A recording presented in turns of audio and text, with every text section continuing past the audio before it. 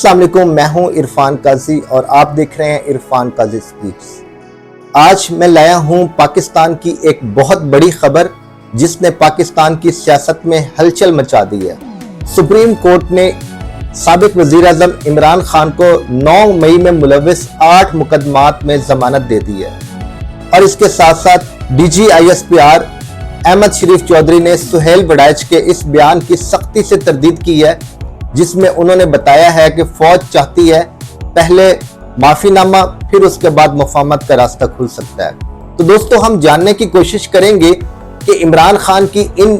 मुकदमात में जो जमानत है खालिस्तान कानूनी पहलू है या ये कोई डील का नतीजा है, और अहमद शरीफ चौधरी डीजी ISPR को सुहेल वड़ाइच के बयान की तरदीद क्यों पेश आई। इस वीडियो को एंड तक देखिएगा और आपसे गुजारिश है कि जो फर्स्ट टाइम मेरा वीलॉग देख रहे हैं वो हमारे YouTube चैनल को सब्सक्राइब कर लें ताकि आपको हमारी हर आने वाली वीडियो टाइम पे मिल सके। जी हाँ दोस्तों, तो हम बात कर रहे हैं इमरान खान साबिक वजीर आज़म के 9 मई में मुलविस 8 मुकदमात से बरी होने की। तो दोस्तों, आप जानते हैं कि 9 मई पाकिस्तान की तारीख का एक स्याह-तरीन दिन है जिसमें जब इमरान खान को अरेस्ट किया गया तो PTI के लीडरान और PTI के कारकुनान उन्होंने मिलिट्री तंसीबात, कैंट एरियाज, एयरफोर्स की बेसिस, शोहदा के स्टैचूज और ISI के दफातर इन पर हमले किए और ये साबित करने की कोशिश की कि हम और हमारा लीडर इस मुल्क में ज्यादा पॉपुलर हैं और हम इन हमलों से इस्टेब्लिशमेंट और फौज को नीचे दिखा लेंगे। लेकिन दोस्तों, ये सब चाल उल्टी पड़ गई और दूसरे ही दिन वो तमाम लीडरान छुप गए या पकड़ लिए गए। सारे वाकयात की जिम्मेदारी इमरान खान पर डाली गई कि वो इस वाकयात के पीछे मरकजी किरदार थे। यही वजह है कि उनको अरेस्ट किया गया और उनके ऊपर 9 मई के हवाले से मुकदमात बनाए गए, जबकि PTI और उनके लीडरान और उनके कारकुनान और उनके बानी इमरान खान का ये कहना है कि ये फॉल्स फ्लैग ऑपरेशन था, सिर्फ हमें फंसाने के लिए चाल थी। लेकिन दोस्तों, अब अचानक इमरान खान को 1 साल की कैद के बाद 8 मुकदमात में रिहाई मिलना सियासत में एक बहुत बड़ी हलचल है और सियासी लोग इस पर बहस कर रहे हैं कि क्या ये खालिस्तान कानूनी पहलू थे या अंदर खाते कोई इस्टेब्लिशमेंट के साथ डील के नतीजे में इन मुकदमात से इमरान खान को जमानत मिली है। तो दोस्तों, जहां तक अदालत का कहना है कि इन मुकदमात में इस्तगासा की तरफ से बहुत कमजोर शवाहिद दिए गए और ऐसे शवाहिद नहीं है कि इमरान खान को मजीद जेल में रखा जा सके, इसलिए हम इनको 8 मुकदमात में जमानत देते हैं। लेकिन दोस्तों, 1 साल की कैद और अचानक रिहाई मिलना शकूक और शुबहात तो डालती ही है। लेकिन कहने वाले ये भी कहते हैं कि अदालतों में बड़े फैसले होते जरूर हैं लेकिन उनका पैगाम किसी और जगह से आता है। लेकिन दोस्तों, ये आने वाला वक्त बताएगा कि ये खालिस्तान कानूनी तौर पे इमरान खान को इन मुकदमात जमानत मिली है या अंदर खाते उनकी कोई डील का नतीजा है। लेकिन दोस्तों, हम बात करेंगे फौज का इसके बारे में क्या ओपिनियन है। फौज तो अपने आप को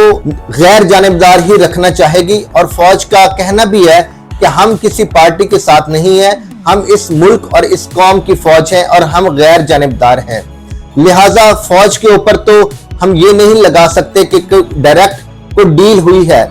यही हो सकता है जो अपेरेंटली नजर आ रहा है कि इमरान खान की जो कानूनी टीम है वो 1 साल से मुसलसल स्ट्रगल कर रही थी कि खान साहब के केसेस जो हैं उनके कोई वाज़ेह सबूत नहीं है इमरान खान के खिलाफ, लिहाजा उनको इन मुकदमात से बरी किया जाए। लेकिन साथ साथ दोस्तों, हम ये भी देखेंगे कि अगर इमरान खान रिहा होते हैं तो इसके हवाले से हुकूमत का क्या मौकफ होगा। दोस्तों, हुकूमती अरकान तो 1 साल से यही कहते आ रहे हैं कि इस 9 मई के वाकयात में PTI, इमरान खान और उसके कारकुनान और लीडरान शामिल हैं, लिहाजा उनको सजा मिलनी चाहिए। लेकिन अगर इमरान खान आते हैं तो सियासत में डेफिनेटली हलचल होगी, सियासी मुलाकातें शुरू होगी, सियासी सरगर्मियां शुरू होंगी जिससे हुकूमत को कुछ सरदर्द तो शुरू होगा। लेकिन दोस्तों, ये आने वाला वक्त बताएगा जब इमरान खान जेल से रिहा होकर आएंगे। अभी उनको इन 8 मुकदमात से जमानत मिली है, लेकिन फिल वक्त उनका अचानक जेल से बाहर आना और तमाम मुकदमात से बरी होना वो बज़ाहिर मुश्किल ही दिखाई देता है। लेकिन पाकिस्तान में کب سیاسی بساط الٹ جائے اور چیزیں چینج ہونا شروع ہو جائیں وہ پتہ نہیں چلتا۔ تو دوسرا ہم بات کریں گے D G I S P R Ahmed Sharif Chaudhry نے سہیل وڑائچ کے اس بیان کی سختی سے تردید کی ہے جس میں انہوں نے اپنے ایک کالم میں لکھا ہے کہ فیلڈ مارشل عاصم منیر صاحب فرماتے ہیں کہ اگر 9 مئی کے واقعات پر بانی P T I Imran Khan صاحب معافی مانگ لیں تو ان کے ساتھ مذاکرات کا دروازہ کھل سکتا ہے اور مفاہمت کے نتیجے میں ان کو کچھ ڈیل یا ڈھیل آفر کی جا سکتی ہے۔ لیکن دوستو ہم سوال یہ کریں گے کہ سہیل وڑائچ کا کالم کو پبلش ہوئے 8 دن گزر چکے ہیں اور 8 دنوں کے بعد آج تردید آ رہی ہے D G I S P R کی طرف سے۔ اگر کالم تو مارننگ میں اخبارات میں چھپا، تردید تو شام تک آ جانی چاہیے تھی۔ تو یہ کیا تھوڑا شکوک و شبہات نہیں ڈال رہا کہ ان 8 دنوں میں پس پردہ کیا ہوتا رہا؟ عمران خان کو ایک سٹرونگ میسجنگ بھی دی گئی کہ آپ معذرت کریں، مذاکرات کی طرف آئیں اور آپ ہمارے ساتھ مل کر چلیں اس سسٹم کے ساتھ، اس فوج کے ساتھ، اور آپ بھی اپنی سپورٹ ہمارے ساتھ جاری رکھیں۔ لیکن دوستو کہنے والے تو کہتے ہیں کہ ڈیل پہلے بھی ہوتی رہی ہیں، مذاکرات پہلے بھی ہوتے رہے ہیں، لیکن وہ اچانک مذاکرات فائنل راؤنڈ میں پہنچنے سے پہلے ہی منقطع ہو جاتے ہیں۔ لیکن شاید ان 8 دنوں میں میسجنگ پہنچانے کے بعد شاید ہو سکتا ہے کہ اندر کھاتے کوئی نہ کوئی ڈیل ہو چکی ہو جس کے نتیجے میں ان 8 مقدمات سے عمران خان کو ضمانت بھی ملی ہے، ورنہ ہم دیکھتے آئے ہیں کہ 1 سال پی ٹی آئی اور بانیے چیئرمین کے اوپر بہت سختی والا سال تھا، کسی مقدمے میں ان کو ضمانت نہیں مل رہی تھی، لیکن اب اچانک 8 مقدمات میں ضمانت، کچھ نہ کچھ تو ہے، پس پردہ چل رہا ہے۔ لیکن دوستو اس پر فوج کا موقف تو یہی ہے کہ ہم غیر جانبدار ہیں اور فوج رہنا بھی غیر جانبدار چاہتی ہے، ورنہ اگر وہ یہ تاثر دینا شروع کر دے کہ یہ کوئی ڈیل کے نتیجے میں ان کو ضمانت ملی ہے، پھر فوج کے اس موقف کی نفی ہوگی جس میں وہ کہتے آئے ہیں کہ 9 مئی ایک سیاہ دن تھا، ہمارے ادارے کے اوپر ایک حملہ تھا اور ان کے ذمہ داران کو سزا پہنچائے بغیر ہم چین سے نہیں بیٹھیں گے اور کسی کے ساتھ کوئی ڈیل یا ڈیل نہیں دی جائے گی۔ تو دوستو آتے ہیں سہیل وڑائچ کے بیان اور D G I S P R کے اس تردید کی طرف۔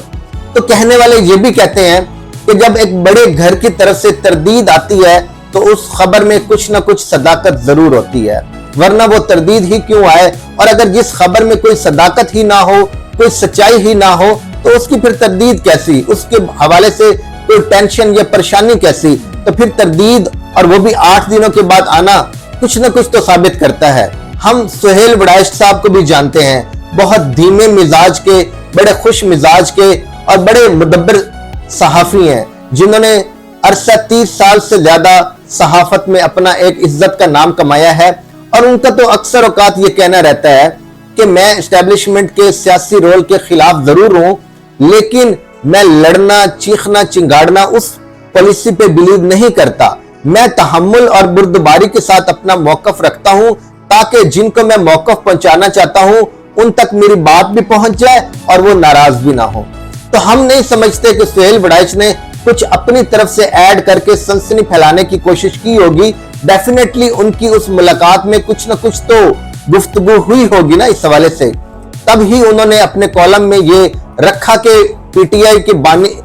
بانی عمران خان کو معافی مانگ لینی چاہیے تاکہ مذاکرات کا راستہ کھل سکے اور وہ بھی اپنی سیاست مزید جاری رکھ سکے۔ تو دوستو آپ اپنی رائے کا اظہار کیجئے گا، آپ کیا سمجھتے ہیں کہ عمران خان کو ان 9 مئی کے 8 مقدمات میں ملنے والی ضمانت کیا سیاسی ڈیل کا نتیجہ ہے یا یہ خالصتاً قانونی پہلو ہے؟ اور کیا D G I S P R کی تردید جو ہوئی ہے سہیل وڑائچ کے کالم اور ان کے بیانیے کے حوالے سے، کیا آپ اس کو ٹھیک سمجھتے ہیں یا آپ سمجھتے ہیں کہ سہیل وڑائچ کا دیا جانے والا موقف ہی ٹھیک ہے؟ آپ اپنی رائے کا اظہار کیجئے گا۔ آپ سے ملاقات ہوتی ہے نیکسٹ آنے والی ویڈیو میں، تب تک اپنا خیال رکھیے گا۔ اللہ حافظ۔